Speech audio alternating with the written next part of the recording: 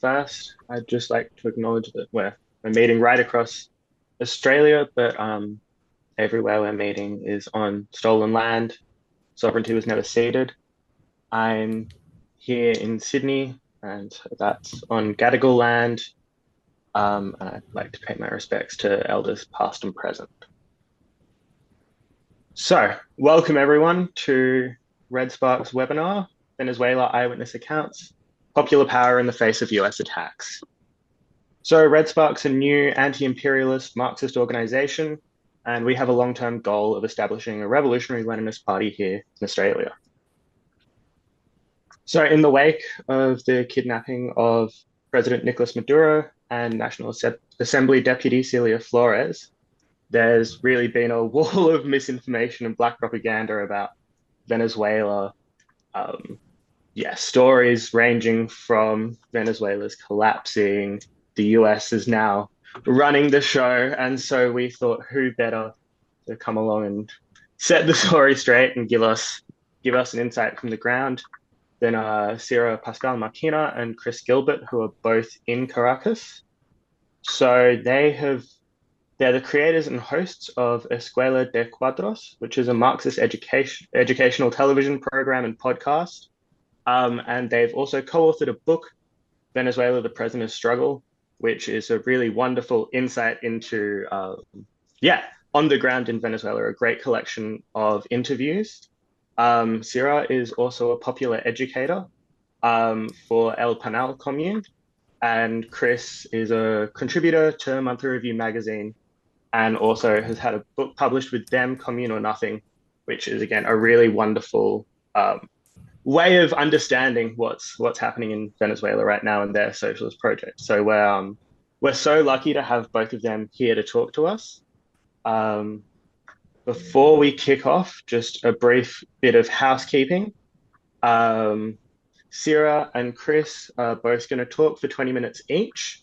And then after that, we're going to open up for some Q&A, which will go for about 45 minutes. So at that point, if people are interested in asking a question or posing a comment, we'll open up the chat and just put in a little hand emoji so I can organize a bit of a list. And then I'll call 3 questions. We'll have 3 minutes speaking time, and then our speakers can respond to that. But I'll go through all of that again as we move over to the Q&A section. I will pass over to Sarah to kick us off. Thank you, Sarah. Thanks so much to Red Spark, to all the comrades that have made this possible, and to everybody who is connecting on a Saturday around midday, I gather. Here it is Friday night, and we are just about to count 2 full weeks since the attack on Venezuela, the imperialist attack on Venezuela, in which more than 100 people were killed, resisting and defending the president, and also civilians who were killed. And, the president and Celia Flores, the National Assembly representative, were both kidnapped. So I think it is important when we begin to talk about this, because we are here, because we lived it firsthand, to relate a bit from a testimonial perspective what it was, what that day, what that night was like, right?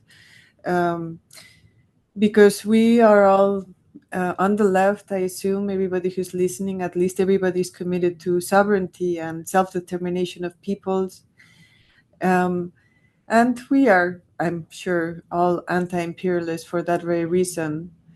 But it is one thing to, have to understand imperialism and to be committed to the struggle, and of course to feel it also, because in Venezuela there's been basically an aggression, a constant aggression against the people of Venezuela and the Bolivarian Revolution for the last 26 years, or at least we could say at the very minimum since 2002, with a coup against President Chavez, in which it is well documented the US and also the Spanish state participated very directly.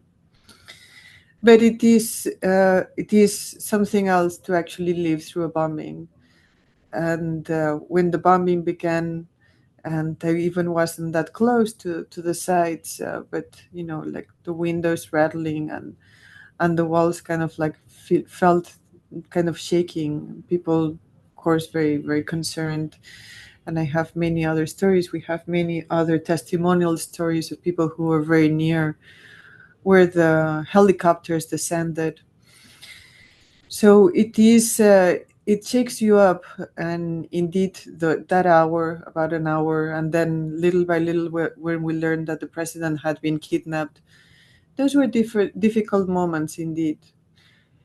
But the most extraordinary thing I would say that happened in the following hours is that here in Caracas, where we are, many people we began to talk to each other. Those of us who still had telephone connection, others didn't.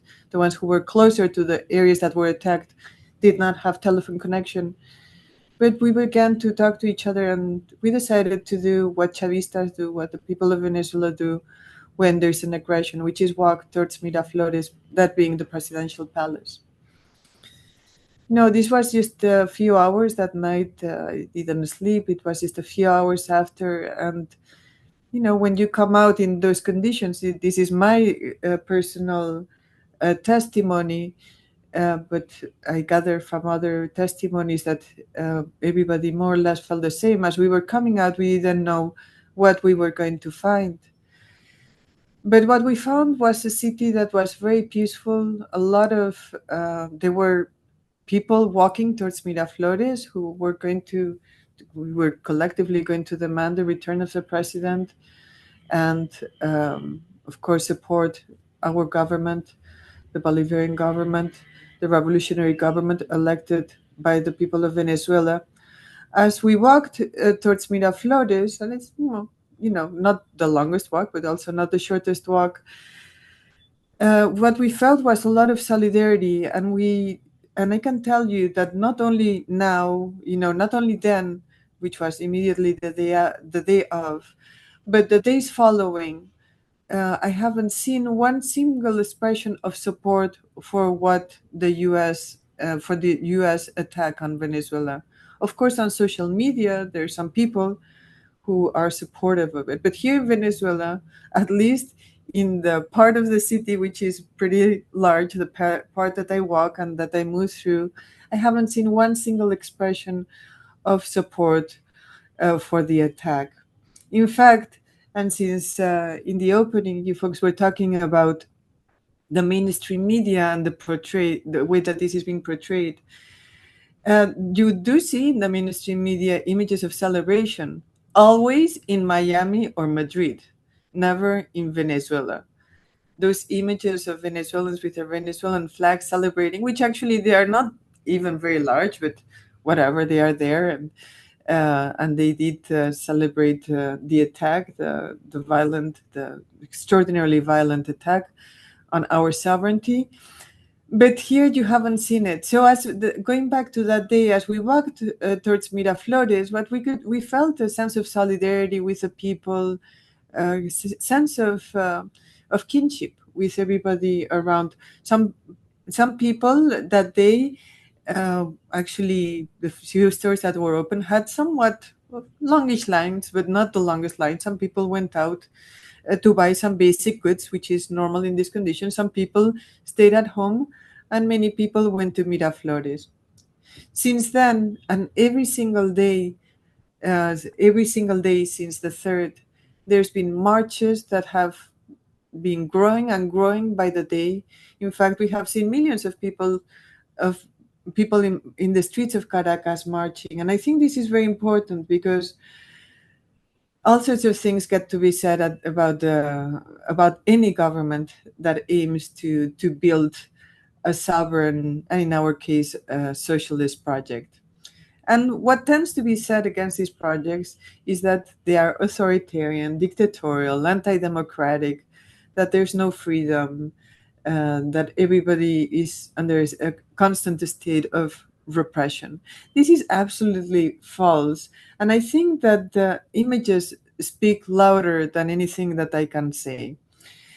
Because what government, immediately after being bombed, the city being bombed, and the president being kidnapped, and of course Celia as well, what government can garner, I think that's the word, can call for hundreds of thousands of people to go to the streets absolutely of their own heart, everybody really committed, everybody really with a clarity in terms of what the objectives are in terms of the march, a collective sense of a struggle and a collective sense of what has to be defended, even if defending what we are defending, everybody knows now, everybody has known, of course, for a long time, because the unilaterally coercive measures, the sanctions, have actually also killed actually really tens of thousands of people. But after a brutal attack like the one we lived on the 3rd, to see millions of people marching in the streets, actually making a sacrifice, it is a sacrifice, not only because marching several days on a row for several hours in itself is taxing, but also because as we do it, we are walking against the US empire, which has shown what it can do. US imperialism has shown all its violence here. Um, of course, the violence can be far more intense. We will never say that we have faced anything like what the people of Palestine are living still today with the genocide, but we have seen the violence very intensely. So seeing millions of people marching in the streets with commitment, with their flags, with their paintings, with their insignias, with the chants, seeing on that first day an open mic in Miraflores, which, like if you have a dictatorship, when do you open a mic in front of Miraflores right after the president has been kidnapped? In whose head would that fit? It's like stands to very common sense reason that you do not open a mic for anybody to talk right after the president has been kidnapped. That is a little bit of the testimonial side of it. But I also want to talk about the grassroots response, and I think that Chris will talk more about the institutional response, which has been very coherent. The government has shown a tremendous capacity to transmit a coherent message at all times, and it has shown a tremendous unity between the political leadership, the military leadership, and popular power. That's very important. And one thing that we have been saying, both Chris and I, and I think it's very important, is, like, since we know there is this war, which has many aspects to it, and one of it is bombs and kidnappings and death, but the other is the cognitive or the information war. I think that the best thing that comrades around the world who want to understand what is going on at this moment is to see what the government is saying, because the government is making Delcy Rodriguez is making relatively short, um, giving relatively short speeches, but they are packed with content and packed with the basic points that one needs to understand. If you are in a democracy, the government has to explain to you what is going on. And Delcy is doing it in a very pedagogical way, in a very clear way. She's explaining what our goals are, what is to come, and also the difficulties that we are going to face, which are actually going to be many.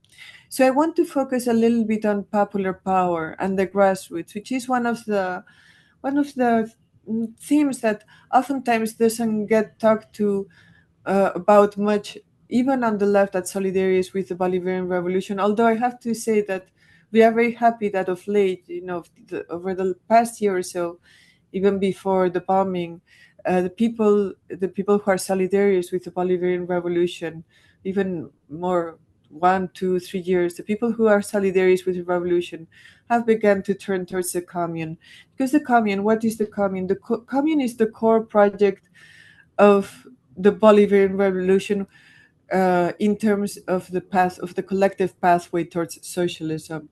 So, as probably everybody knows, the Bolivarian Revolution comes to power in 1999 with the Constitutive Assembly. And the Constitutive Assembly, in the preamble, in the Constitution, the preamble says that this is a participative and protagonic democracy.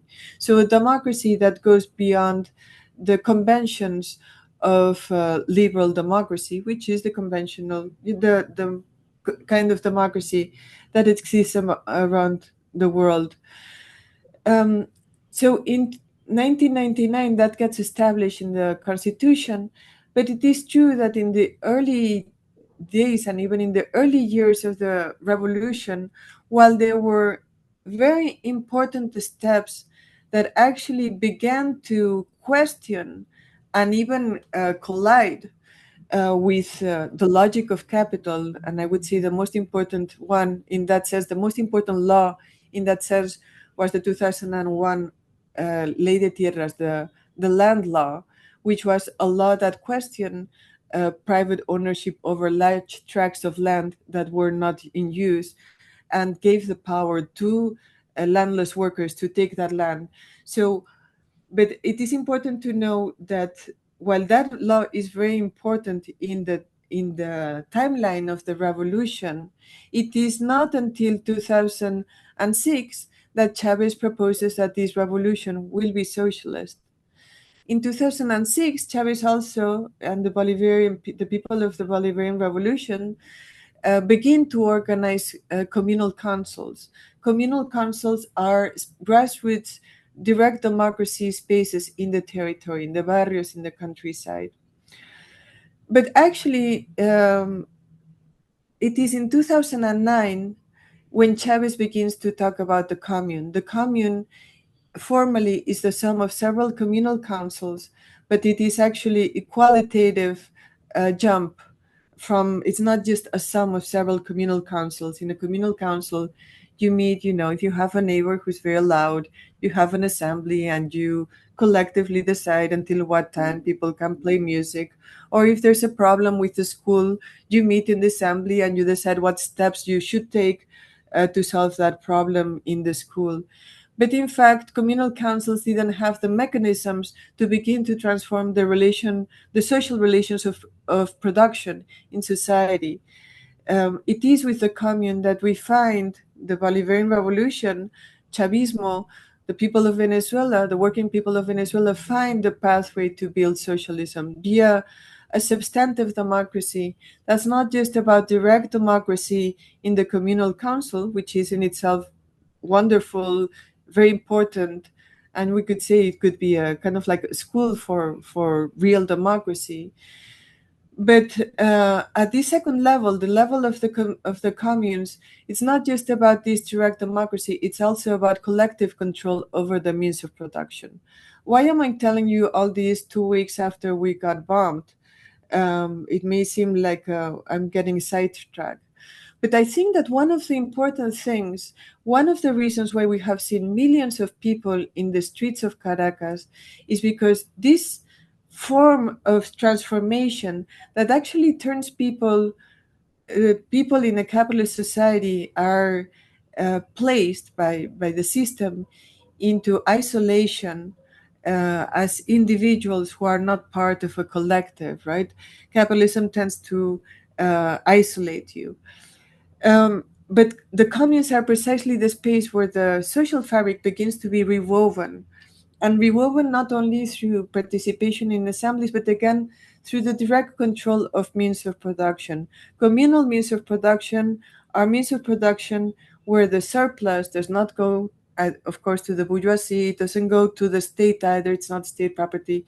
It is not cooperative property, although it would be the closest. But the surplus in my commune, we have three important means of production and some smaller ones. And for instance, the surplus from the fabric from the uniform making plant, textile making plant, the surplus of that goes to maintain the wages of our school, the commune has a school which is called the Pluriversidad. I am a teacher, a popular educator in the Pluriversidad. So some of the wages of the teachers, of the professors in the Pluriversidad, which is both an educational project that has a political objective, but it also prepares people technically to overcome the condition of dependency that Venezuela has. Some of the surplus comes from the textile plant. What does this mean? That the people in communes are actually subjects of transformation. Oftentimes, when people think about, even solidarist people, when people think about Venezuela, the people think about the people who live in Venezuela, about Venezuelans, they think of us as victims of US imperialism, because indeed there has been a lot of suffering because of US imperialism. But the victim tends to retreat. But because we have a collective project that is the communes, where people can participate, then the people actually don't identify as victims, but again as subjects of transformation. What does this mean in this particular conjuncture?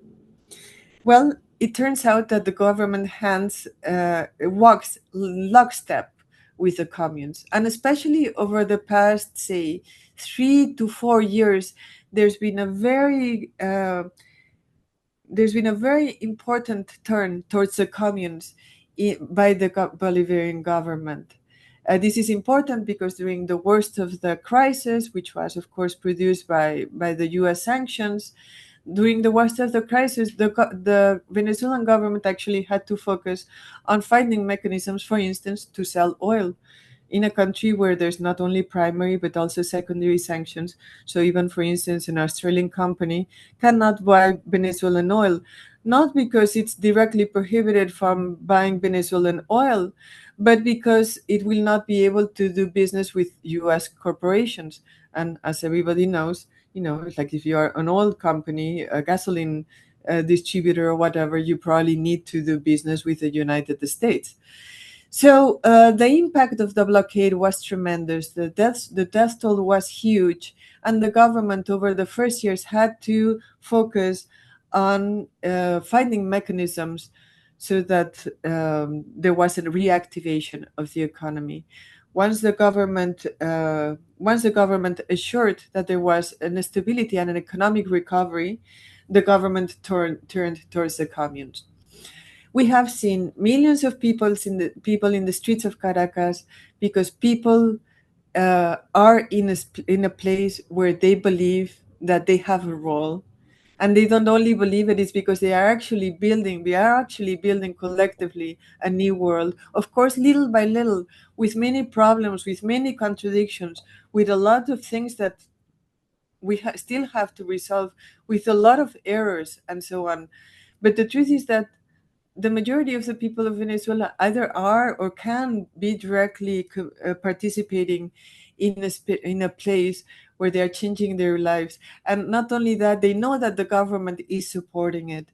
And I think, tell me how much time I have left. I probably have a couple of minutes or something like that. Yeah, 5 more minutes. Okay, I have 5 more minutes.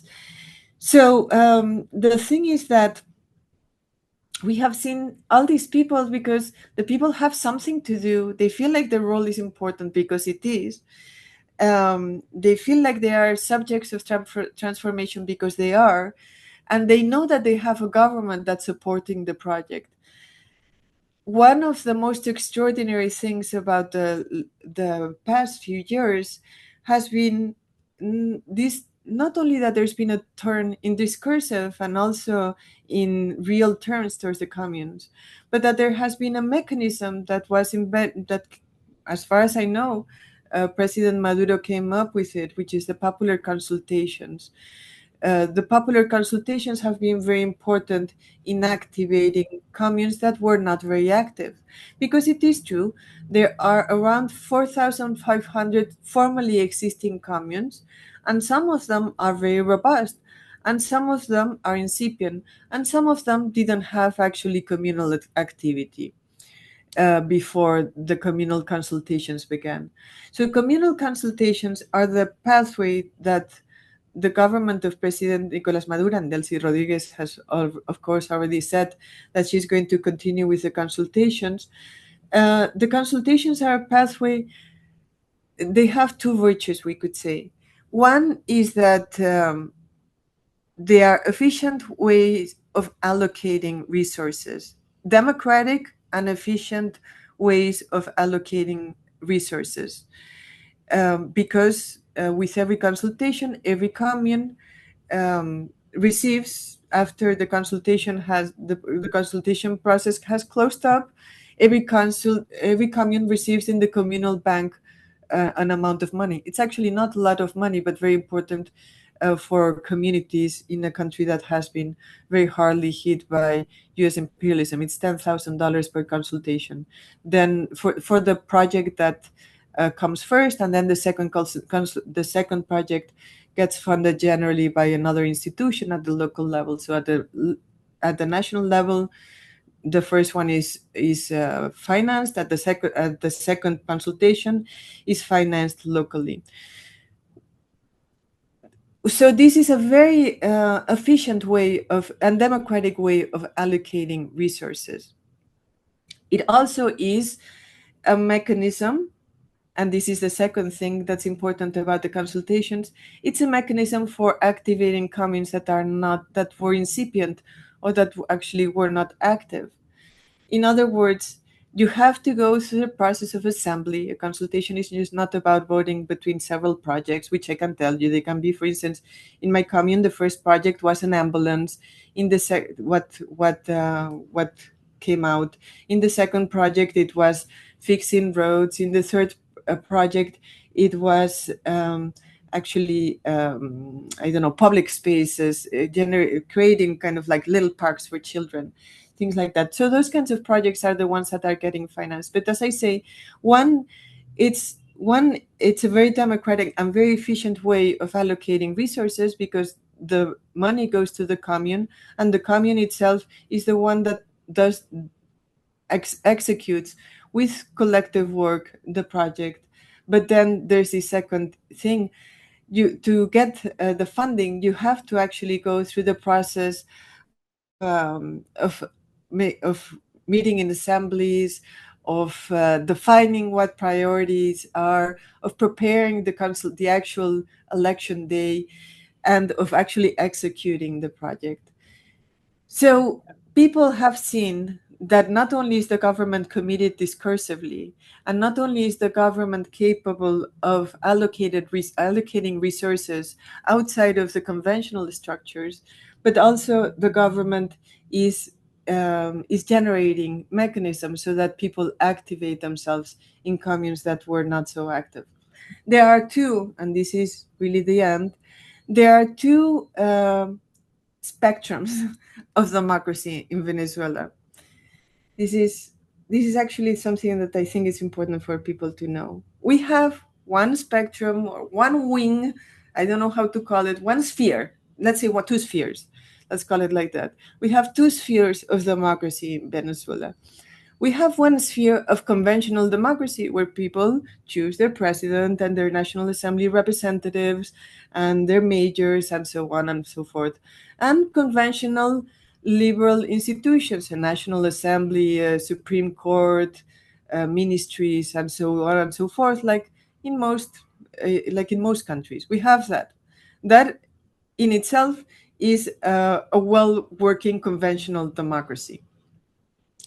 But what Venezuela has beyond that is another sphere of democracy that is far more real, really, that is far more profound, that it's really the kind of democracy that changes the world. Because, I don't know, in the US you can choose between Democrats and Republicans, and what kind of democracy is that? So here, not only can we choose for a revolutionary party and a revolutionary government, which in itself is pretty extraordinary, but actually we have the mechanisms of substantive democracy that can overcome the metabolism of capital via the commune, with the metabolism of capital not only being exploitation and extraction of surplus value, but also multiple forms of really disciplining society, of authoritarian forms of organizing society. And all those forms begin to be ruptured via the commune, which is our sphere of substantive democracy. We have these two spheres again: conventional liberal democracy and institutions, and a sphere of some substantive democracy, which is growing. We are still in a capitalist society, but we have the pathway to overcome it. And that's the reason why, for 2 weeks after a horrible attack against our revolution and against the sovereignty of this country, we have seen millions of people going to the streets demanding the return of President Nicolas Maduro, but also in full support of Delcy Rodriguez. That is, I think, what I would want to say, and then I'll pass it on to Chris. Thank you so much, Sarah. Yeah, I think that really puts the lie to a lot of what we've been hearing in Australia. So yeah, please, Chris. Sure. I want to begin with a methodological point or a theoretical point, which is that we've made the provisional decision that CETA would focus more on popular power, and maybe I would talk more about institutions or the state response and the leadership's response. But I want to say that that's kind of a false distinction, and you can kind of read that in what CETA's been saying, because if there's one thing, it's the unity of the people and the leadership, the unity of the people and the revolutionary government. And I think a lot of the tendency, these past couple of years, I've been thinking a lot about the legacy or contamination of anarchism and a lot of left thought. And one expression of that is simply to always separate the popular movement from state power. People do that in their heads all the time. And of course, one focus of that is communes. People will take communes or communities and they turn them into a kind of fetish separated from state power. And you can see that with the way people often approach Zapatismo, the movement in Chiapas here, or it's kind of endemic. It's part of the NGO attitude, because the NGO attitude always wants to undermine state power. And so they typically focus, and they fear things such as land reform. They fear the revolution, and so they focus on communities. And so I've been thinking a lot about that. And I think, for example, the whole Bolivarian Revolution gives the lie to that, because essentially, if there's one thing that Chavez did, at least one of the most things that changed the world when he emerged in the world view in 1998, was that he was going to change the world by taking power. Whereas the slogan in the 1990s, some of the slogan had been change the world without taking power. These essentially anarchist or anarchoid or autonomous ideas.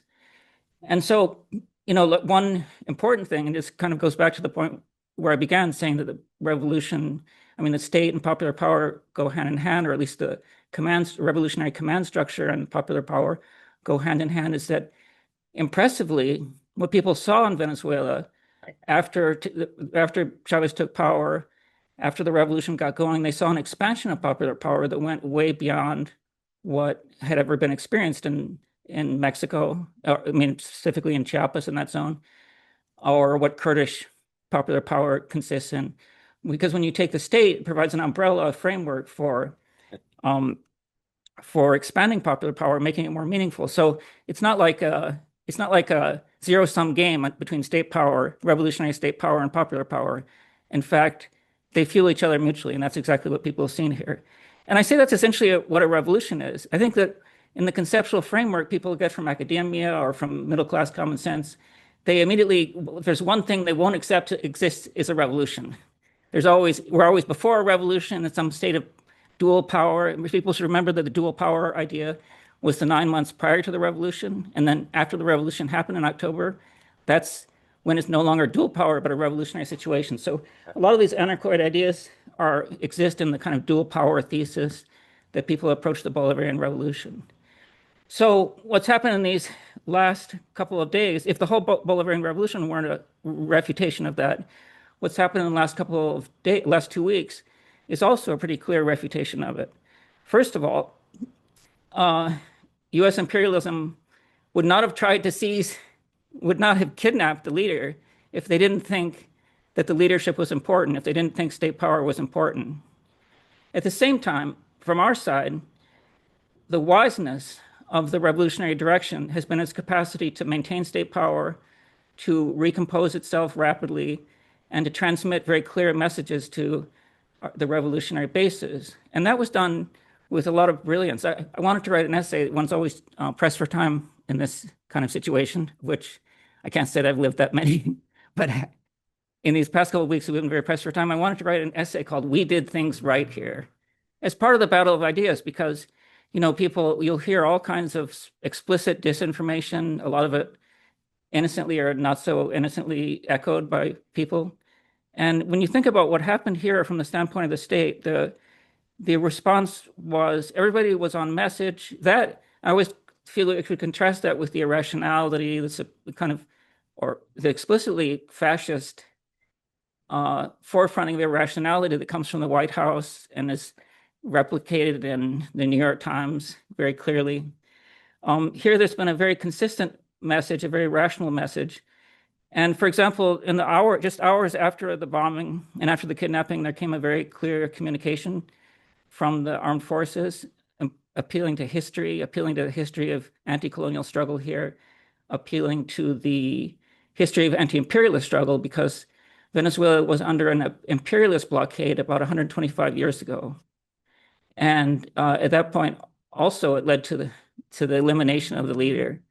So this kind of impressive consciousness of history, there was a call to unity. It ended with Chavez's words, unity, struggle, and battle. And then following that, there were impressive, the Cedar pointed out to the popular response. People went to Miraflores, and every day since then, we've seen bigger and bigger marches in support of the government. Today was the march of the campesinos, the peasants went out to the streets. But for example, last week, there was a communards march, there was a women's march, there was the Armed People's March on Sunday, which produced some images that went around the world. I found them particularly impressive because one of the expressions of, this revolutionary, this unity between the revolutionary command center and the state and the people is the willingness to give arms to the people. That exists in different methods, that it's become a worldwide news item that there's a militia here that's at least 6 million strong. But on top of that, there's what's called the colectivos, and the colectivos are basically the way people organize themselves in the border barrios. And they tend to be satanized in the mainstream media, but that's just because the mainstream media doesn't like poor people, especially doesn't like poor people having weapons. And so the government actually accelerated, and Sunday morning they accelerated the handing out of arms. I have eyewitness testaments of that. That happened in Iguarote, one of the sites that was bombed with some of the most terrible explosions. Were in Iguarote, the state simply was handing out assault rifles to people, and that also happened in the west of Caracas. So there's been a lot of expressions of evidence of unity from the state, and as Cedar was saying, the Delcy's messages have been very impressive. She's always centering the loyalty to Nicolas Maduro's project, how she's carrying out Nicolas Maduro's very plan. And that plan was she called it the military, carrying out the People's War using the military civilian police alliance. And she's insisted on Nicolas Maduro's return. And one particularly impressive thing I found her saying was the need to, one of the most important things was to maintain unity and to maintain political power. I find the echo of Lenin saying, at the center of every revolution is political power. And that's, I think, a very key idea here, and to kind of contrast what the U.S. has done and the kind of asymmetrical response here. When the U.S. did a extremely high-tech, very expensive operation, which apparently required modeling Nicolas Maduro's residence in some place in Kentucky, they were spending $18 million a day just to maintain the Navy in the Caribbean, and so they did this expensive high tech, and then it really becomes a kind of propaganda effort. They do a high tech operation, and then it gets replicated all across the internet. All these celebratory, I think it's almost pornographic. It's kind of like a military pornography. That probably Catherine Bigelow will be paid by the CIA. Catherine Bigelow's the director of Zero Dark 30. She'll probably be paid by the CIA to make some film about it soon enough that replicates this high-tech military pornography. But of course, that contaminates people's minds. And one thing they forget is that wars are not won that way.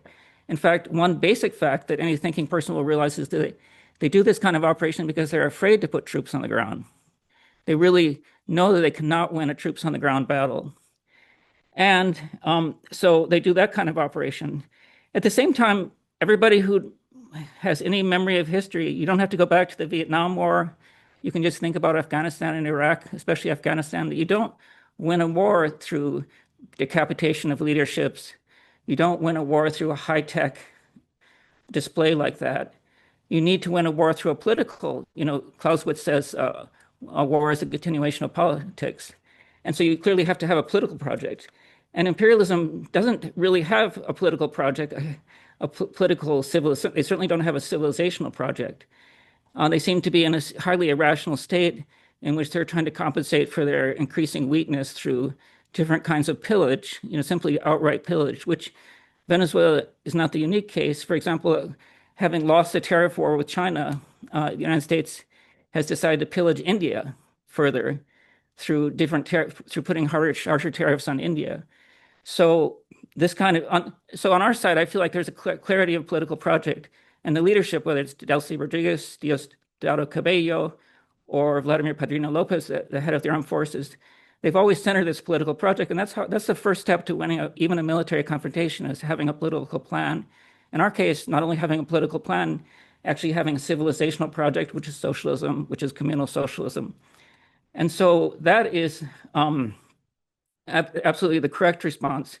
And in that sense, when CETA says people should listen to Caracas in this war of disinformation, there's one easy path that people can try to do, is actually take the time to listen to what the communiques that come out of Caracas, that come out of Miraflores, that come out of Telesur in English. That's a source for people who just read English. Apart from sites like People's Dispatch, Monthly Review, which probably doesn't produce as much, but collects some good articles about the theme. But Monthly Review can't produce with the same rapidity as People's Dispatch. As far as the media lies, it really speaks not only badly for our enemies, but it speaks badly for a lot of the progressive left. A lot of the progressive left assumes these anarchoid positions, likes to play around with the false notion of betrayal. I think that the betrayal, the claim is a sign, not only it's a sign of, when people like the idea of betrayal, it's not only a sign because they've ruled out by fiat that there can't be a revolution in the global South. So they'll invent all kinds of Baroque explanations. It seems like Delcy Rodriguez is acting like a revolutionary, but we know that can't be the case because we're middle-class, Eurocentric people, and we always know better than reality. And so people invent these very Baroque explanations which don't even pass the most basic rule of science, which would be Occam's razor, having the most simple explanation for something. Instead, they take the most complicated explanation. It seems like there's great unity here. It seems like Delcy Rodriguez is saying this isn't a colony of any country. It seems like she's actually making good on this not being a colony of any country. But so why can't that be the case? I think that really is the case. There is a determination here. There's serenity. There's a disposition to struggle. And there's certainly the willingness to keep the banners of the revolution on high. In that sense, I'd like to point out that Nicolas Maduro, I think one of the things that's happened here, part of our preparation here as a people, as a revolutionary movement, as a leadership, comes from the attacks that have come in the past. And, for example, probably the strongest memory is the coup d'etat in 2002 and how it was people responded to that.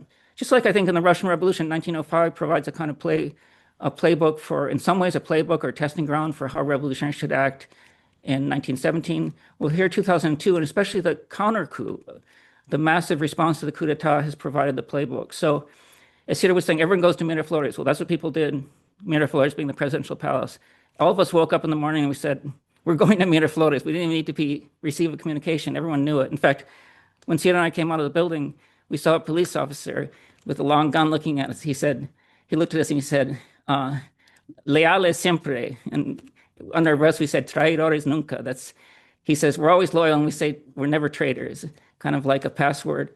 So everyone kind of knows. Cyril was saying there's a real sense of fraternity.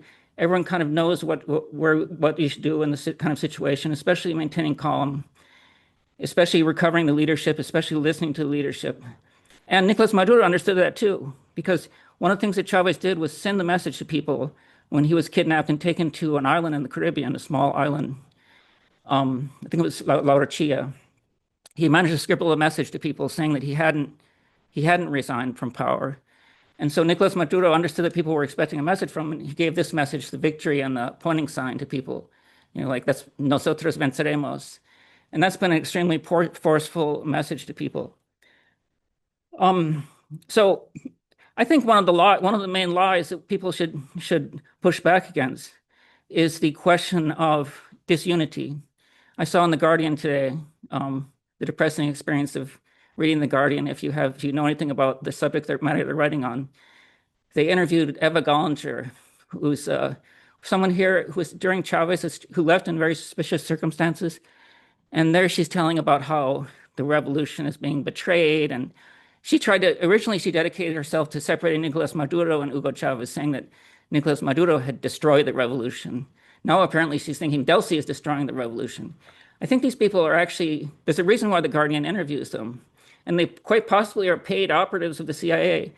They try to sow disunity among us. And they try to demoralize people. And I think that, in fact, the most important task for now, and this is what Delcy Rodriguez said in her speech, a very concise but brilliant speech about a week ago. She said, we need to maintain unity. She said, the one thing I ask from people is unity and patience. We're going to face difficult times. So one of the things that we're going to face, and I'm sure this is on her mind, is that this is a situation where there will have to be a controlled retreat. There will have to be a kind of concession, not only because they kidnapped the president, but we should remember they're also seizing oil tankers. They've been seizing oil tankers. So there's really no option for Venezuela to make some kind of concession. And this going back to fighting against the middle class common sense. Every revolution has to have the capacity to make a controlled retreat. Lenin did this repeatedly. He talked about the Brest-Litovsk Pact as a necessary concession. He talked about the new economic policy that NAP is a controlled retreat. And as evidence of how he felt that kind of control had to happen, he said, when an army, he's referring to the armies of his time, did a controlled retreat, they pointed machine guns at their own troops to make sure everybody stayed disciplined. Well, fortunately or unfortunately, we don't have machine guns to point at our own troops to make this controlled retreat, partly because the troops are international. But we need people to trust the leadership here. They've shown every proof of rationale of their revolutionary credentials. Cedar was pointing to the revolutionary credentials of Nicolas Maduro, how he steered the process through a very difficult time and then turned to the communes. That's really proof of revolutionary credentials. Delcy Rodriguez has also been steering the oil economy very successfully. She's the daughter of a great revolutionary from the 1970s, Jorge Rodriguez, Padre, we call him, her father. And she's really acted she's given the right messages, refuted Trump's attempts to subordinate, refuted the lies that come from the media, refuted Trump's claims about her subordination. So the other thing maybe I want to say is, apart from the importance of listening to Delcy Rodriguez, listening to the revolutionary leadership here, going back to Lenin, I think one of the important things about Lenin, who was a tireless worker, was to always tell people what their task was for the moment. One of the forms of opportunism that exists is to do the right thing at the wrong moment. More than doing the wrong thing, sometimes it's just doing the wrong timing. So when I lived in the United States, I remember 25 years ago, I knew people who were doing post-revolutionary planning, and I thought, man, that's the stupidest thing. Like post-revolutionary planning when you haven't thought at all how we're going to do the revolution. So I think that at every moment of revolution, there is a task. And I think right now, here, not only in Venezuela, but internationally, the task is unity and loyalty and discipline, listening to what the leadership says. Because we are facing difficult times, there will be a time to discuss some of the more complicated issues. Because on the one hand, this isn't only a blow to the Bolivarian revolution. This is a blow to a new bloc, anti-imperialist bloc that was emerging, particularly the connection with China. That that it's been challenged, particularly because it's an attempt, and there may have to be concessions that allow some of this to happen. It will be an attempt for the United States to put a chokehold over Venezuelan oil resource. It's possible they will pay Venezuela. It's quite likely they will pay Venezuela for some of the oil through this concession of oil. But the key thing that the United States will insist on is that they have a kind of chokehold over the resource, and that it will be traded in dollars. So this is a blow to the international revolution. So there'll be a time, the international anti-imperialist revolution, especially in which China's centrality in helping and even leading global South countries. It's a challenge to that, which will have to be solved not only by Venezuela, but also by that very bloc, by China, by Russia, by other countries that form parts of the BRICS bloc. So there will be a time to deal with these things, but I think the important thing now is unity, discipline, rationality, because I think one of the characteristics of United States imperialism right now, there's lots of ideas. The Tricontinental Institute talks about hyper-imperialism. I think one thing that I've always tried to emphasize is that it's fascism with imperialism. The MAGA movement has brought its own fascistoid imperialism, which in many ways incorporates they aim to directly colonize, to wipe away notions of any kind of pre-existing world order. A clear expression of a colonial attitude is simply the right of life or death over a colonized subject. And that's what they did with Qasem Soleimani exactly 6 years ago when they assassinated him in Iran. And by stealing a head of state, seizing a head of state, kidnapping a head of state, that's also acting like a colonial power.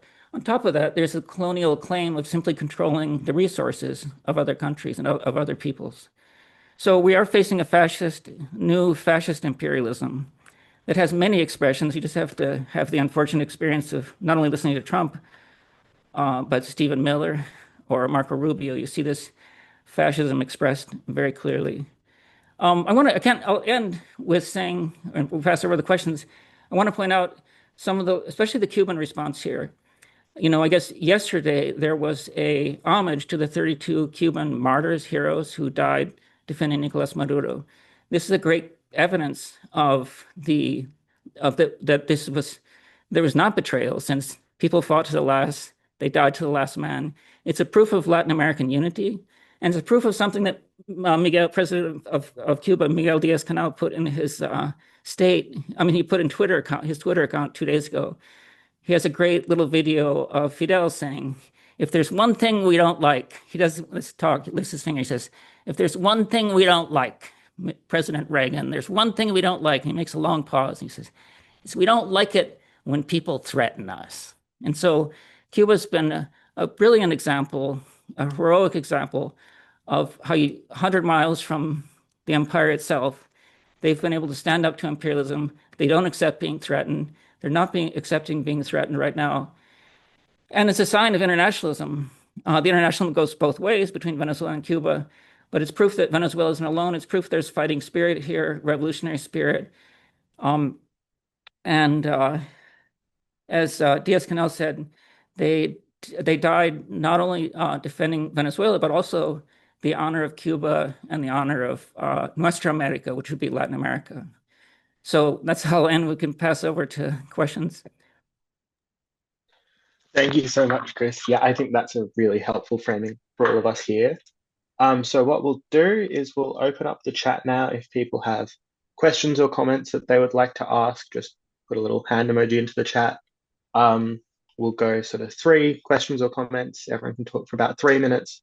I'll let you know when you've got sort of 30 seconds left. And then we'll pass it over to the speakers to answer, just as everyone, I guess, thinks about that and puts it into the chat. We've got a few articles posted on RedSpark from Sarah and Chris that people should really check out. And also, I can't recommend enough their books, Venezuela, The President's Struggle, and Communal Nothing. They're incredible insights into the socialist project in Venezuela. And Chris's articles on Monthly Review as well are really, really useful. So we will start. So Marcus, please. Thanks, Marley and Sarah and Chris. It's been a really good webinar, and I've learnt quite a lot, even though I thought I'd already knew a lot about Venezuela. I've learned even more today, so that's been really good. I did want to draw the discussion back to Eva Gollinger because she, of course, wrote that book, The Chavez Code, where she was sort of doing something that was pro-Chavez by writing that book. And I did see a YouTube video produced by the channel Breaking Points, and she was interviewed on Breaking Points, and the title of the video was Maduro betrayed by his vice president, aka Delcy Rodriguez? And she did this interview only 3 days after Maduro was captured. And she seemed to paint Delcy as a suspicious outsider. And there were 4 things that she mentioned in that video that were very concerning in the way that she presented them. And I was hoping that Sarah or Chris, if you could maybe contextualize one or all of these 4 things that Eva Gollinger said. So first of all, she said that Delcy was Chavez's chief of staff for 6 months, and that after that time Chavez got rid of her and didn't want her back. The second thing she said was that Delcy was not an original Chavista. Third thing she said was that she pushed her way into positions in the government. And then the fourth thing she said was that there were no personal US sanctions against Delcy, and that this was also suspicious. I've got my own arguments against all of those things, but I was hoping that you could provide some context to either refute or just contextualize those statements that Eva made. And she has a lot of authority on the left. And within the Marxist left, I remember when I was a member of the Democratic Socialist Party, we sold her book at the bookshop. So she does have some authority amongst the Marxist left. Thank you. Thank you very much. Thank you, Marcus. Ruby? Hi, I don't know if you can hear me. My question is, you've spoken a lot about the similarities, but I'd like to ask about any significant differences between the response to what's happened with Maduro's kidnapping and the attempted coup of Chavez. This is in the context of the fact that we've got an upcoming screening of The Revolution Will Not Be Televised with a lot of different left groups around Sydney, and particularly curious, like, beyond the similarities, I'm wanting to, I guess, just understand how it's different, what's different this time, because so much time has passed and so much has been built, but also so much has been attacked since then. So in regard to the people, communication channels, the government and the opposition, because they're in a different position now, the military, perhaps they're more prepared, the international community, is it more vocal in the international community now? Yeah, that's my question. Thank you. Thank you, Ruby. And we'll just take one more. So, Julia.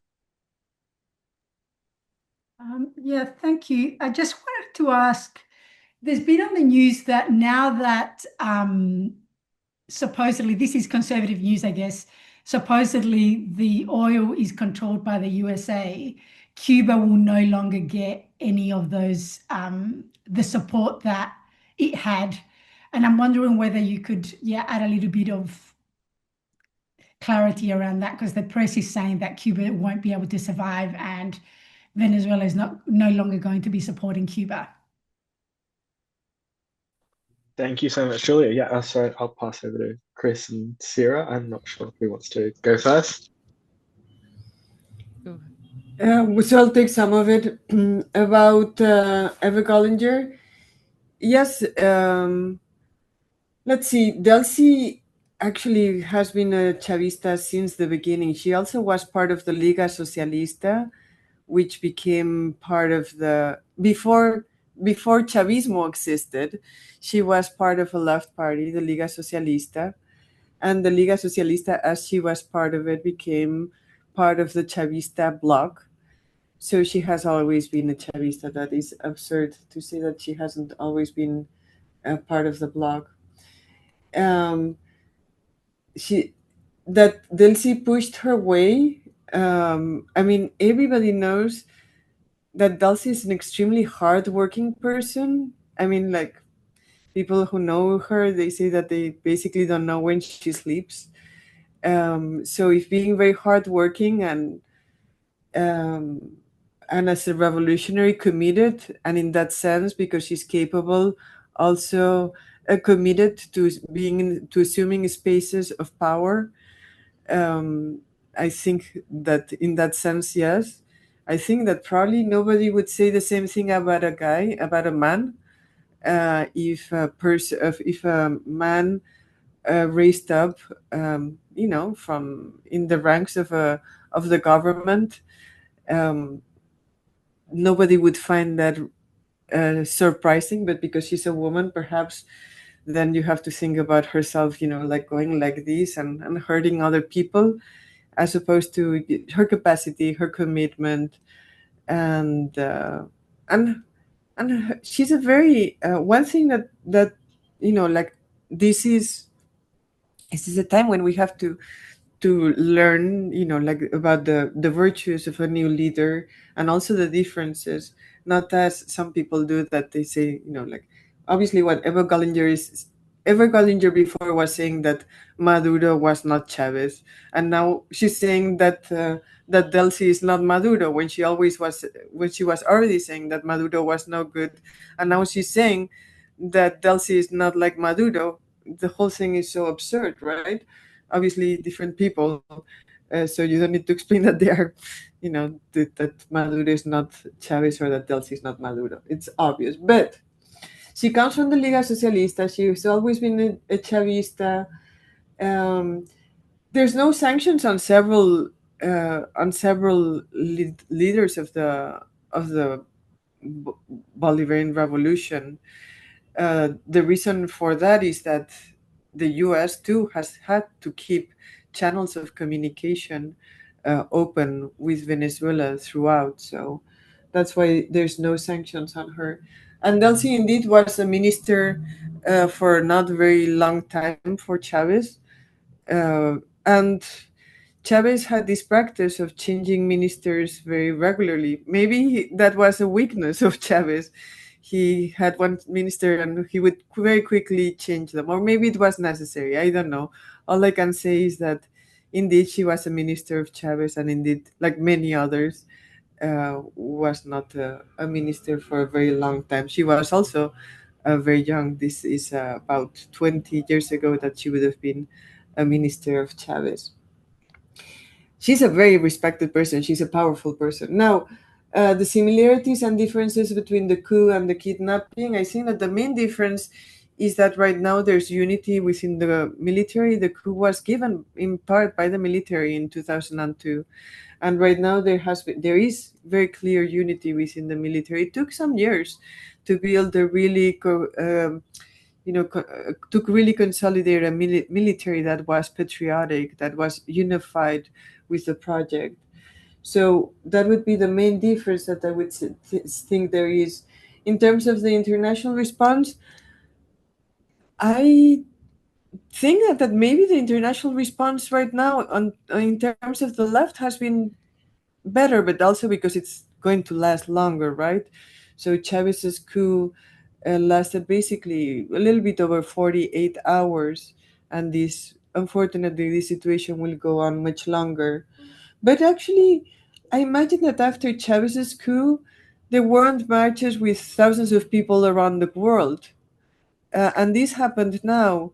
We saw marches with thousands of people, not only in Venezuela, where we saw millions, but we saw marches all around the world, in Australia, in the UK, in the US, in the Spanish state, in Norway. We saw marches really everywhere. It was really beautiful, and they are still happening. So I think that that's another difference now, that maybe because information, some 25 years apart, information travels in different ways. But I would say that those two would be the key points to understand the differences. Of course, there's the obvious difference that is that Maduro was kidnapped here, but he was kidnapped within Venezuela, and Maduro was kidnapped by the United States. And As for the third one, well, again, the third question is a very good question.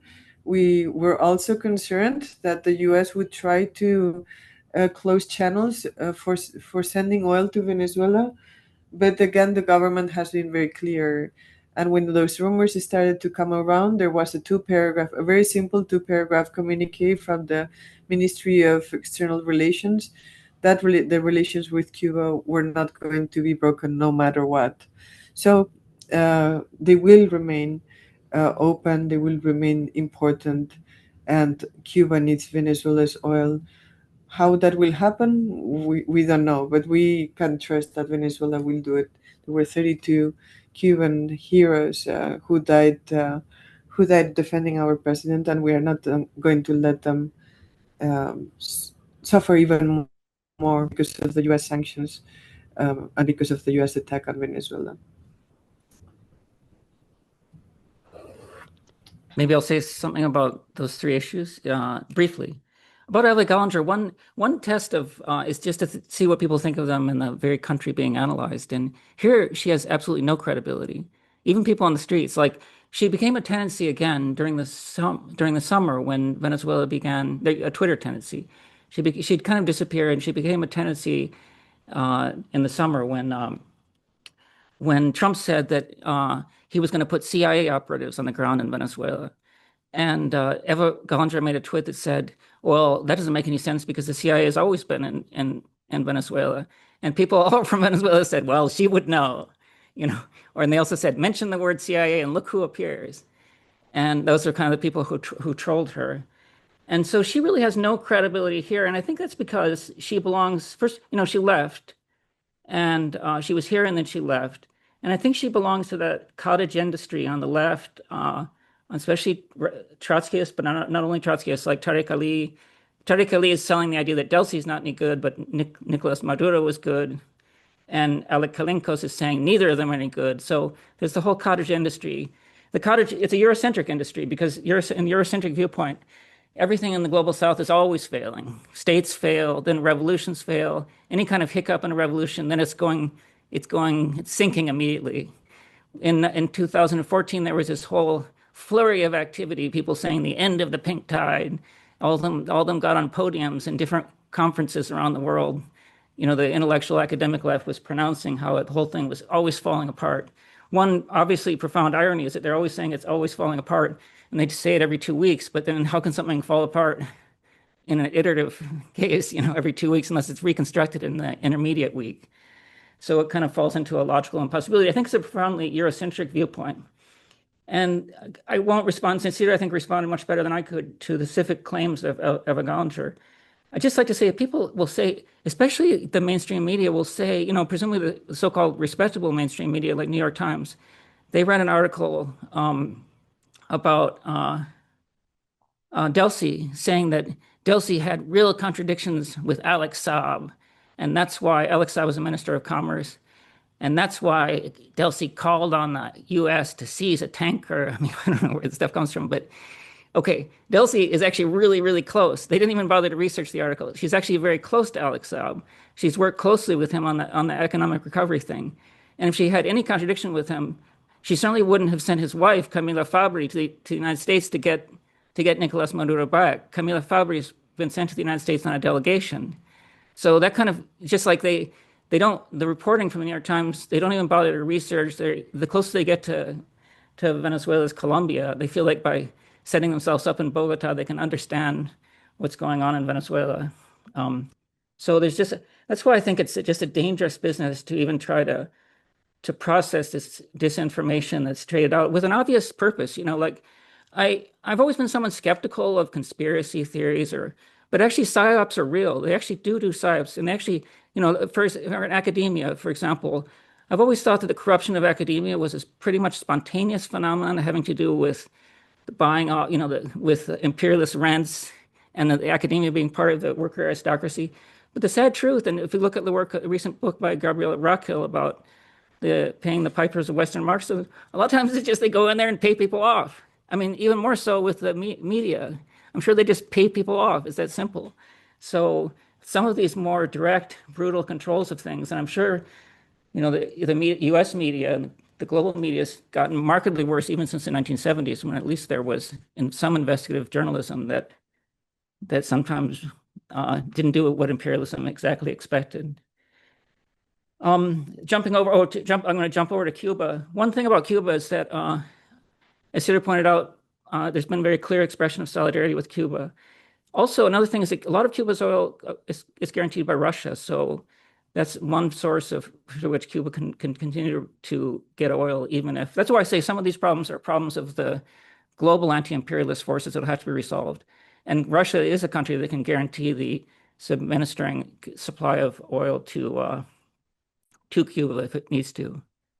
And about the differences between the response, I think Cedar's right. It isn't. We should remember our achievements. Like it is. I think there have been more manifestations immediately, in response to this internationally. I think very quickly around the United States there were anti-war protests. People came together. I do sense, and it was a global phenomenon. But I do think it's true that one of the problems that the left is facing is that, again, this relates to kind of Eurocentric perspectives, is that once a revolution has been in power, like every revolution is born in a kind of utopian moment, and all kinds of hopes come out, the most utopian desires come out, and that's part of the romantic element of a revolution. And, that happened, and people often glorify the 1920s in the Soviet Union. And then they glorify what they call the Revolution Bonita here, which would be the first 5 years. And it's kind of these perfect moments where everybody's dreams come out. But that's part of a revolution, but that's not all of it. Revolutions need to go through an institutionalization process. And then the Eurocentric leftists will shout out, oh, that's the Thermidor. When a revolution starts to become powerful, they call it the Thermidor, because institutions start to take on reality. I think Domenico Luxurdo's work is very good about this, showing how revolutions always face objective limitations, often put there by imperialism, but often they're legacies from the past too. And here, I think the revolution here has it's actually gotten stronger in a lot of ways over the past 25 years. There was certainly the blow of the sanctions, but in the face of the sanctions, the communal movement got it stronger. In the face of the sanctions, our alliances with Russia and China became stronger. So there's in a process of learning, institutionalization, and people on the global left who consider themselves revolutionaries should consider and should remember that revolutions are about power, both state power and popular power, and people shouldn't abandon revolutions just when they don't seem so romantically appealing, which is basically when it's romantically appealing, it appeals to a lot of middle class notions of what the globalist middle class, mostly anarchoid ideas, because they think they love the 1968 moment, but they don't like the big patriotic war. They don't like the amazing construction that the Soviet Union was in terms of the first plurinational state that brought along peoples, respected their culture, of course not perfectly, but a huge plurinational state that really centered human development. All those things were achieved. Much of it was achieved under Stalin. Much of it was achieved under Brezhnev and Khrushchev too. And so you can't just be that people focus on the most, like a reality show in which they like one contestant and they vote for them and then abandon the others. Thank you, Chris. So we'll take three more. I've got Rurik first, then Ria, then Sam. So Rurik, please. Yeah, thanks very much to Sarah and Chris for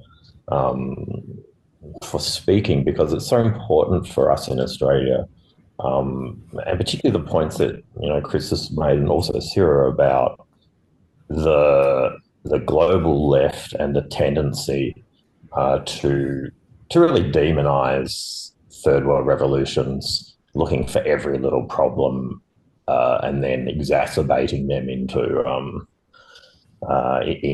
global assessments of betrayal. And in Australia, we particularly face that because the largest sort of left groups in Australia are from that kind of anarchist type or left communist type approach. And in a recent debate that somebody shared with me, the largest socialist group in Australia, it said every global South revolution ends up in an authoritarian hellhole. And so it's really important the work that Sarah and Chris are doing to help us in the first world or in the global north to build those rallies that Sarah was talking about, to build those movements, and also for those of us who are trying to build a socialist organisation which which is able to learn those lessons that Chris was talking about, from Lenin. So, generally speaking, very much. Thank you very much. Secondly, I just wanted to ask, how would you assess the shifts in consciousness that have occurred in these last 2 weeks within Venezuela? That is, Chris mentioned going down to Miraflores and talking to the soldier. Have there been shifts? How would you characterize them? How would you talk about the way that the last 2 weeks has impacted the commune developments? Where I was lucky enough a few months ago to visit one of the communes, and it was very impressive. And so, what's happening sort of on the ground amongst, if you like, the popular people, of the popular masses who aren't necessarily part of the institutionalized, liberal forms, but are part of that, the communes, and part of the general movement?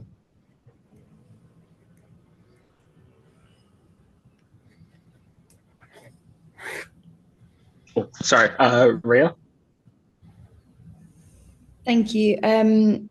Just on Sarah's point about international solidarity and it continuing, in Melbourne, we had a march the day after the invasion, bombing, kidnap. And that was like a march through the city centre. And since then, we've had 2 or 3 protests outside the US consulate, and we have another protest tomorrow at the State Library. So if anyone here is in Melbourne, please come along to that. Yeah, thank you to Sarah and Chris for the introductions, because it dispelled a lot of what the popular lies that are being pushed, both by the capitalist press and also by reactionary forces on the left as well, relating to the democratic participatory nature of the Bolivarian revolution, of the unity of the state and the popular participation, and these rumors of treachery. And on the point about the rumors of treachery, they're using the example of negotiating with the United States as an example of that. And like Sarah said, I think it's in the interview that was posted into the chat before, but if you have a gun to your head, you negotiate. But I also saw an interview with Jorge Ariaza where he was saying that this also isn't the huge kind of sellout that media is portraying it to be, because it is a continuation of the policy of Chavez and the policy of Maduro to cooperate with the United States. And that only stopped, and that's what the leadership has always tried to do, and it only stopped because the United States forced it to stop with the sanctions. So it seems like what is being proposed is in many ways just a return to pre-sanction cooperation. But it is kind of hard to understand the details of that. And I wondered if you had any further information about like the scope of the negotiations that are taking place, how they may fare compared to previous negotiations, and also about the remarks made from the US about how the US has to be Venezuela's only trading partner, and in the context that naval blockade is still there. Thank you, Ria. And we'll take the last question from Sam.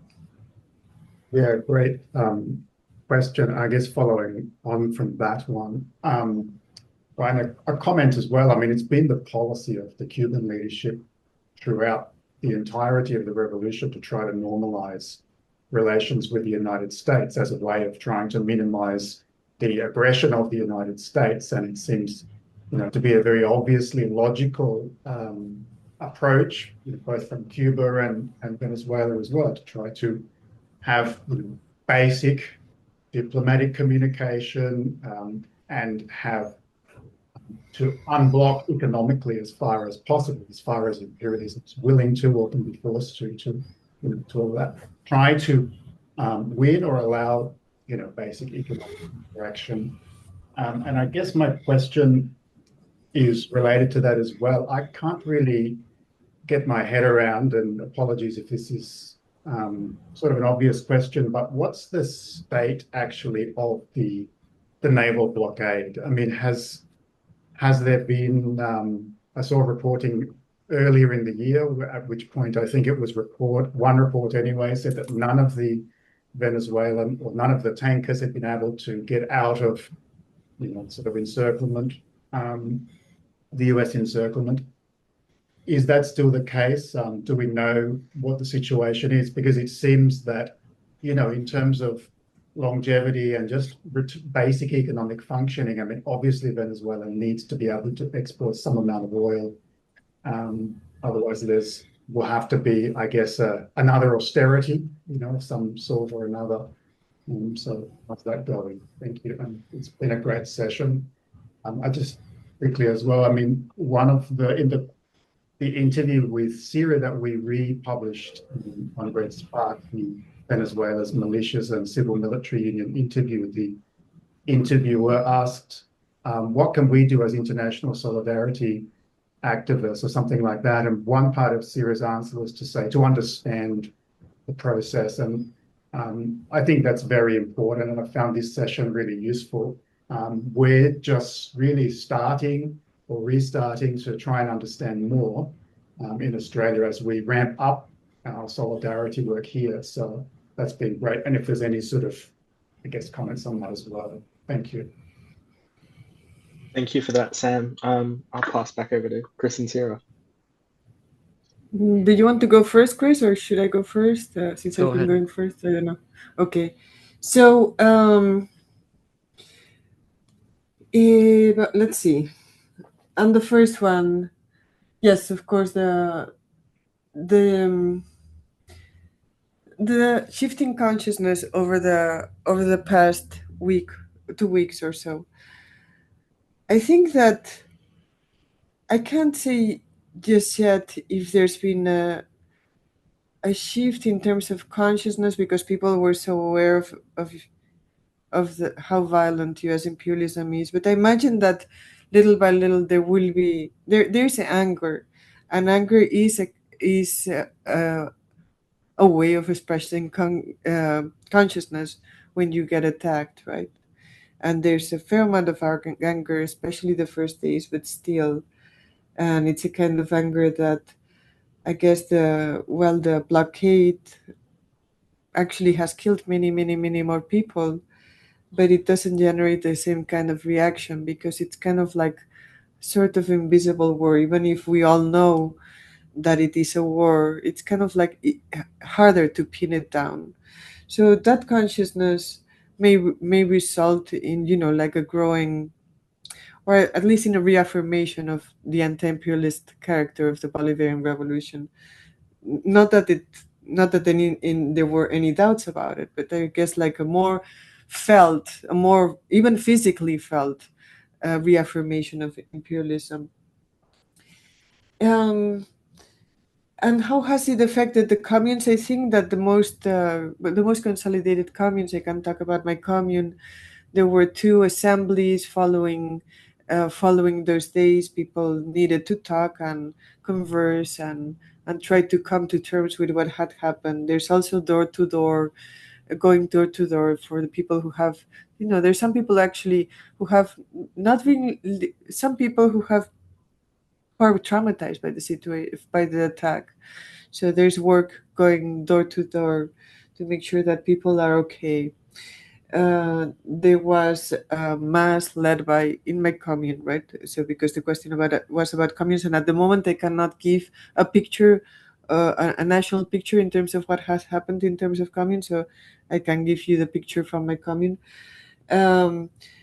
So there was a mass led by liberation theologian, which was also an important moment to come together. There was an assembly with comerciantes, with the store people who have laid stores in the commune, because immediately after the attack, some of them raised prices. So there was a call to them so that wouldn't happen, and it was a forceful call that people were not going to accept it the next time around. So these would be the kinds of actions that you would see at the communal level. Other things, like I know in one communal council in El Panal, which is a block, they are not allowing children to go right now in roller skates, because the roller skates sound a lot like the airplanes, and people do not want to recall that moment. So that is also, like it is a way of organizing in relation to the actual, like how this leaves traumas and leaves pain that will take some time to be healed. It has to be healed collectively, of course. It has to be, people have to recover from this collectively, and the best way to recover is not to stay at home, but to be able to go to assemblies and to be able to go to marches. And while it's hard, I think that people of Venezuela, because there is a real texture, I don't know how to say it, a real fabric, because there's a real fabric, a real communal fabric. Not everywhere. I mean, sometimes you really should understand, everybody should understand that the communal fabric is, the development of the communal fabric is very unequal. But because there is a communal fabric, I think people are better prepared to overcome this. So that would be what I would say about the shifting consciousness, about the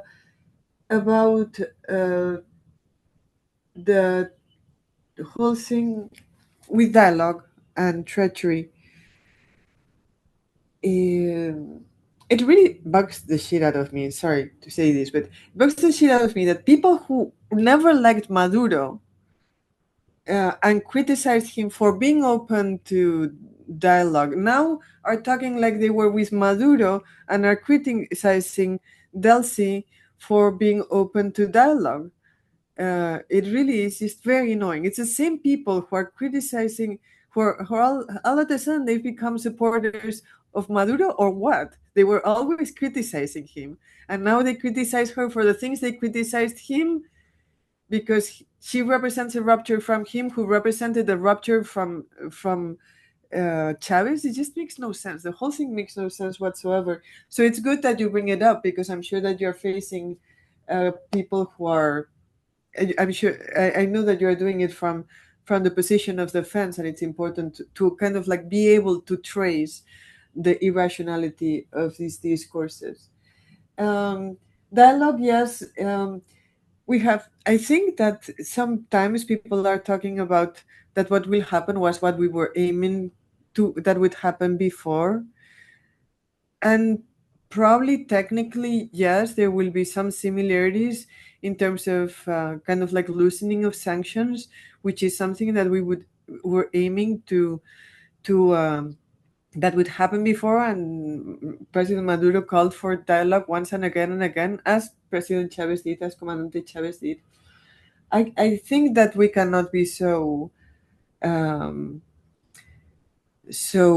innocent as to think that there won't be some concessions that won't be the ones that that there will be some steps taken that are not ideal. I mean, we really do have a naval blockade. Going back to the last question, there is still a naval blockade. Not only was the president kidnapped, not only can they obviously bomb us, they cannot enter the country, like invaded, because they wasn't there, but they can do these things. But the naval blockade still stands, and there have been some further occurrences of thefts of oil tankers. So there will have to be this negotiation, and there will be some terms of those negotiations that won't be good. I think that what Chris said before is super important. You cannot expect Venezuela alone to stand to the United States and not make concessions. Venezuela will need help, and I think probably more forceful help than has been seen until now, although China and Russia have been discursively very coherent. But I think we will need real steps from these countries if to not make all the concessions that will be that they will want to extract from us. You cannot expect a little country that has been in a situation of war for such a long time to stand alone to the United States. This has to be a collective. The solution to this problem has to be a collective solution that brings in different countries. And hopefully that will happen, but it might not happen as quickly as we would hope. Also, like the correlation of forces in the continent is not too disfavorable, but it's not too favorable either. I mean, Mexico, Brazil, and Colombia have been okay, but not great, and we really need more support. And of course, we cannot expect any support from fascist governments such as the Milei government. But that's what I will say. Well, we have a naval blockade, and our president has been kidnapped. We will have to make some of those concessions. But I'm sure that we are not going to turn in the project. That's the most important thing, right? So the project is not going to be turned in. Trust the government, trust the people. The people would not be in the streets if we didn't trust the government that it will do the best possible and that it will not deliver our sovereign and communal project to U.S. imperialism. I'll just say two brief things. One is about the, I think what Rick was saying is it's extremely important to know what people, how to get a window on what people, the changes in sentiment. And it's too soon to tell. That's my answer. I think it's too soon to tell. And it's actually, in a way, it's a good reminder that we really need to do it. We really need to listen to people. That's actually what Lenin did all the time, try to listen to what people said, collect information. It should be done systematically. I have one anecdote which kind of speaks for what Cira was saying. Today when I was walking in the street, I saw a street merchant, kid basically, quarreling with somebody who had obviously said something wasn't so bad or something, and he was saying, no, they took our president. He was just like, they took our president. He was extremely angry about it. And I say that, I say street merchant because these informal street merchants, people think that they're not very politicized. They think of them as some kind of fluctuating class that can't be relied on. But he was clearly angered by the whole thing. And I think it points to this, if my analysis of that is that I think people understand the national question. They understand that it's an important achievement here to have taken state power, to have a head of state, and the seizing of the head of state is really an insult, not just to the government, it's an insult to the people. And I think there is that sense of indignation. In fact, I feel it. I feel, even though as the dust is settling, even though we've resisted this blow, this kind of anger sinks into you about the whole thing. So, but I think Rurik is right. This needs to be, there's actually some work that needs to be done because it's extremely important to understand how people feel, since those people are the basis, the motors of the revolution. About the oil question, there's one thing I'd like to say, and one thing I'd like to say is that I think I heard part of the Ariasa, Jorge Ariasa on Breakthrough, and he's very good. He's very clear. What he says is absolutely right. Another person who's very clear about this, I think he's actually a colleague of Ariasa, he certainly was, is Carlos Run. Carlos Run's from the Tricontinental Institute. And you can find him, I think he appeared on Breakthrough and maybe a Tricontinental publication where he's talking about the same thing. And just to be clear, yes, it's a complicated terrain. We should remember, as he said, Venezuela has been under sanctions. So the question of this opening, the nature of the opening, the fact that there's an opening is not itself a defeat, and it all depends on the terms of that. I just like to remind people that an error that many people made in the last century was that many people misread the Chinese opening. When China opened up, they thought, oh, Mao Zedong sold the revolution, and then when Deng Xiaoping opened up and made a new opening, all these people said, no, the revolution's over with. And in retrospect, you can see how, in fact, in the Chinese case, China was also a blockaded country. It had been isolated from the world economy. So what a certain kind of incorrect left position, maybe an ultra-left or romantic position, what they saw as a defeat was in fact, and history has proven that very clearly, a victory on the part of the Chinese. So without knowing the details of what's going on, I think people need to maintain confidence in the government and need to avoid rapid decisions so people don't fall into that same kind of error that people fell into with China, calling what everyone said. Many people with Mao's death said, oh, the whole thing's over with. And history has proven them wrong. History has proven them that what seemed to be a concession actually was turned out to be a tremendous victory for the Chinese people. So maybe that lesson of history is a way of thinking about how we should avoid hasty decisions. And in this moment, I guess I feel, as I said at the end of my first intervention, I think the key thing is unity right now, unity and confidence in what's being said from Caracas. And partly because, as I say, this is a revolution. It's like, it doesn't, that's why all the betrayal things fall short. There is every evidence of an organized people and organized government. So faced with that, how can you imagine? It really requires some kind of febrile fantasies that people cook up. And I think these fantasies in many ways express a kind of latent colonial desire on the part of a certain part of the left. They want to see us fail. They want to see a third world country fail because they imagine them as the subjects, or they feel that it challenges their class position in the world, in a kind of a world set of classes. So in the face of that, I think it's a good time for discipline, confidence, giving the benefit of the doubt to the revolutionary leadership here. Thank you, Chris. That's a really fascinating parallel you draw with China there. I hadn't thought of it in those terms. That's really interesting. I'm aware of the time and I don't want to keep you up too late. Are you happy to maybe take one more set of questions? Yeah? Yes, we can do that. Yes. Lovely. Okay, so we'll just do the final three that I've got here. So we'll take Barry first, then Iggy, you've put a question in the chat if you'd like to ask that one, and then we'll finish with Julia. So Barry first. G'day. Hey, well, firstly, I want to thank Sarah. Sarah, you spoke to us here in Perth on the 11th of October, and this is the second time you've taken the time to explain the Bolivarian Revolution to us again. And in return, yes, we will fight the battle of ideas here. Thank you. Now, I want to actually rattle off a number of talking points to you.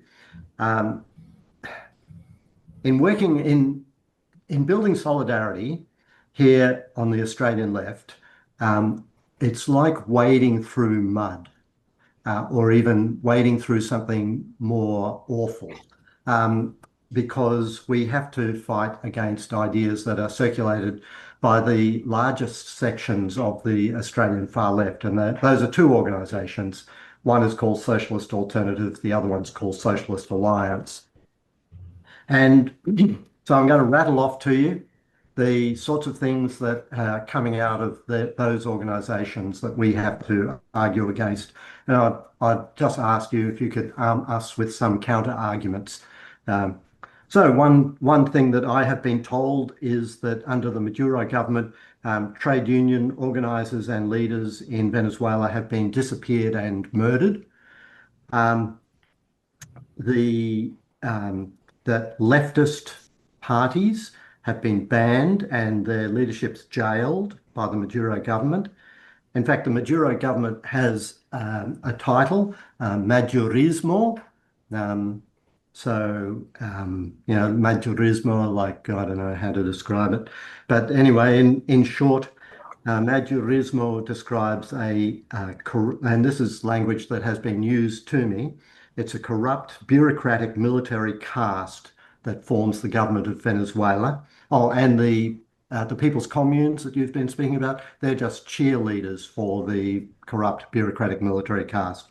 The government is corrupt, and the economic problems of the country, the economic dislocation, yes, that has been caused by US imperialism and its sanctions. However, It has also been caused by the corruption and misgovernment of Madurismo. 30 more seconds, Barry. Yeah, okay. So that's what we're facing. If you could help us argue that down, I'd really appreciate it. Thank you. Thank you, Barry. Iki, did you want to ask that question you popped into the chat? Yeah, thank you. Thanks, comrades. Look, I've belatedly just joined this webinar during the question time. I'm sorry. I've just had, couldn't join on time, unfortunately. But I was just curious hearing both Sarah's and Chris's comments about, the necessity of concessions and negotiations. I don't think anyone disputes that in principle. But I'm just curious as to what, your thoughts are on where you would draw the line. At what point are there any red lines to the concessions and negotiations? Is there a danger of tactical concessions turning into strategic, strategic conciliation? And just recently there've been bourgeois media reports about the CIA director meeting with Delcy Rodriguez. There's also a proposal from Maduro's son to recognize the state of Israel. I'm just curious about, at what point because obviously in peacetime, what I'm hearing from both Chris and Siri is the necessity of those things in general. I think in principle, we all agree, and in peacetime, those are the things that would need to be done, or even in situations of Cold War, if you like what, Cuba has been facing against Washington for some time. But what we have just seen is an outright act of war committed against another state, the abduction, through a military force of the head of state. This is in the context of an act of war. At what point do concessions and negotiations within that you're talking about, which are within the conditions of business as usual, become potentially demoralizing decisions when in the face of such catastrophic, clear and present dangers? Okay, and a last question from Julia. Just quickly, and I know this is probably going to be irritating for both of you, but just adding to the list that Barry came up with, and I know what you said about the second sphere of democracy, the first one, I guess, liberal democracy. What we hear a lot of and what is used across all media, all conservative media, and even some left-wing media, is around the elections being stolen, basically. And I'm just curious, given what you've both said, which has been brilliant, I thank you so much. This has been educational for us, and this is one of the reasons we wanted to organize this. What are your answers to those types of claims around the elections, which is used by the media over and over again to discredit the Maduro government and discredit the Venezuelan revolution? Thank you. Thank you, Julia. Just before I pass back over to Sarah and Chris had mentioned Carlos Ron, and so this webinar is actually the first in a series. So next Saturday at the same time, we'll be having another webinar, and Carlos Ron will be there with Jorge Villalta to give us more of an overview of kind of the long history of US intervention and the current struggles for Latin American solidarity. So just wanted to put a little add in there for that. I'll pass it to Chris and Sarah. Should be a good webinar. So in terms of the list of things that the revolution gets accused of,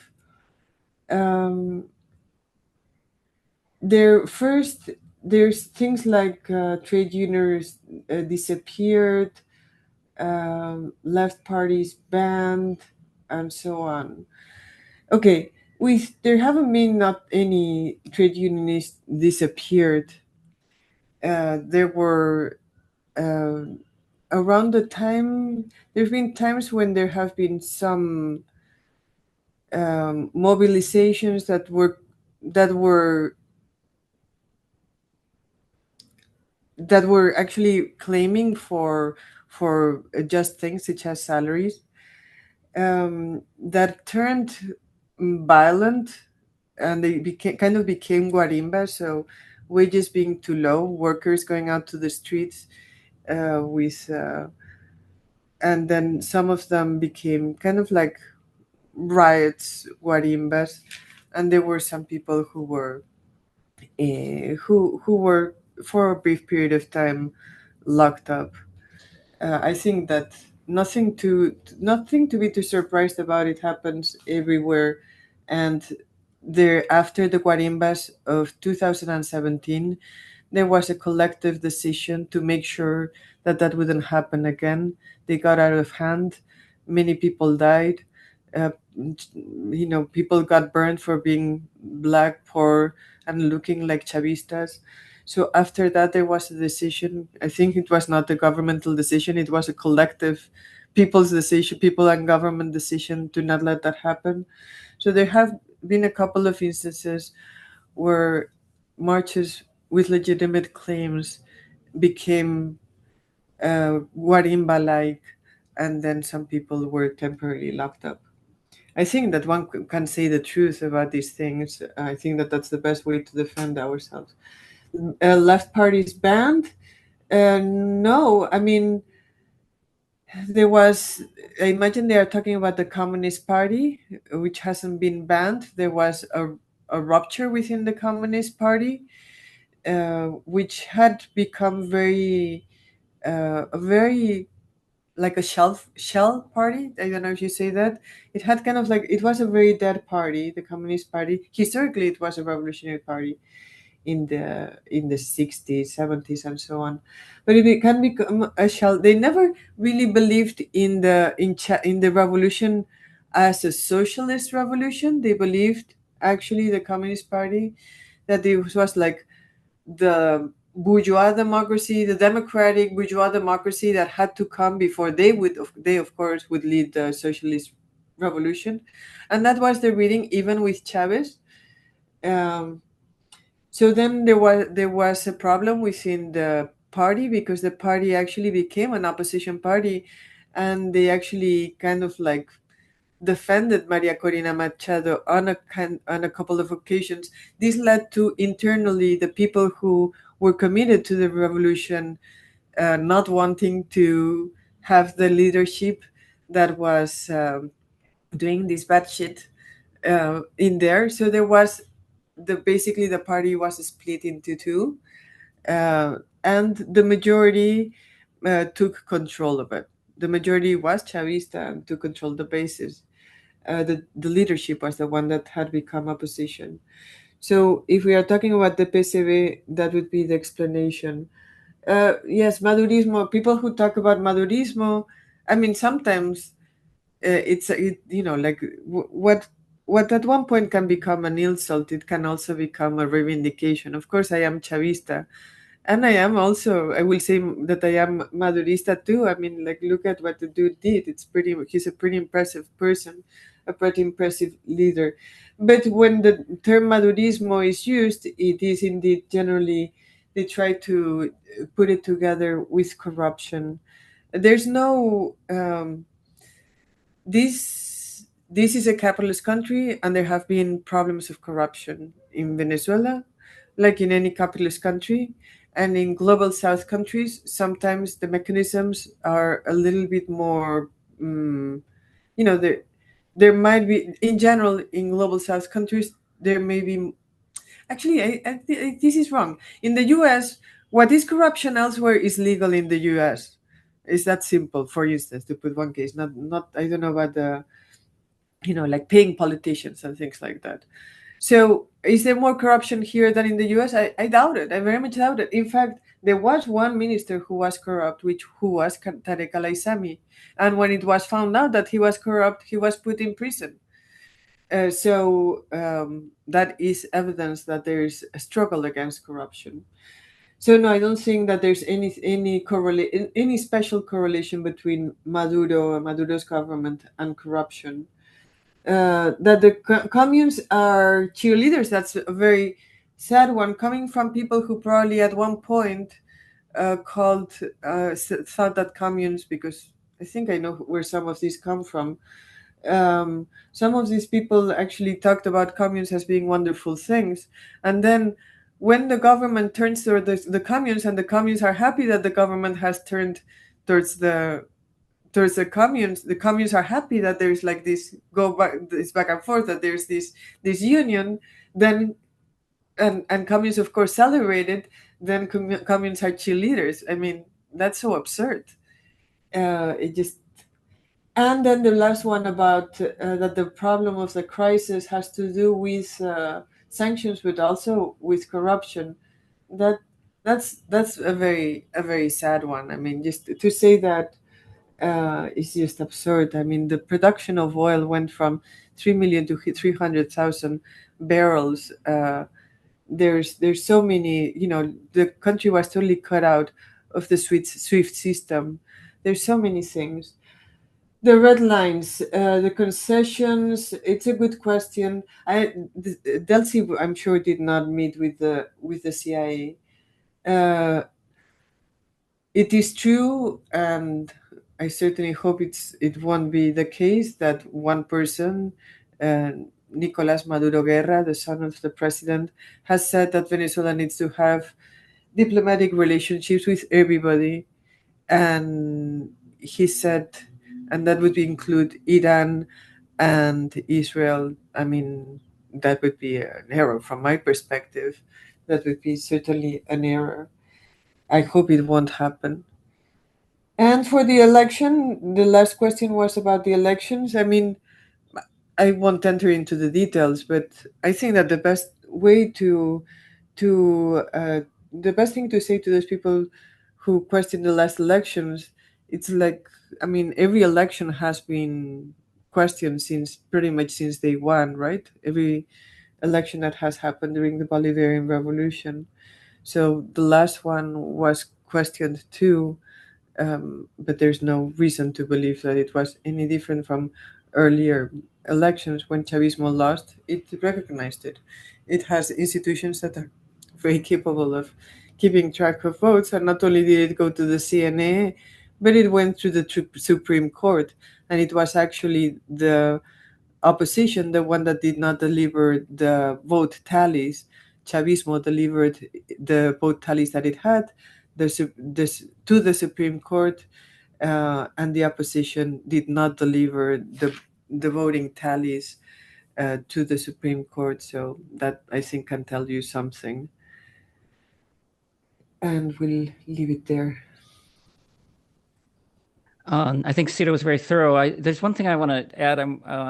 I've been working on a dictionary that will explain the positions and how to understand the positions of the pro-imperialist left. And one entry will be authoritarianism. And authoritarianism is what the pro-imperialist left applies to any country that tries to have self-determination. So when you have self-determination, so you're a third world country and you establish some self-determination, you decide to do things in your own matter, you decide to control your own resources, everyone calls that authoritarianism. Meanwhile, the United States is killing anyone it doesn't like, not only in the United States, but outside, and that's not called authoritarianism. Then they will say, I'm practicing whataboutism.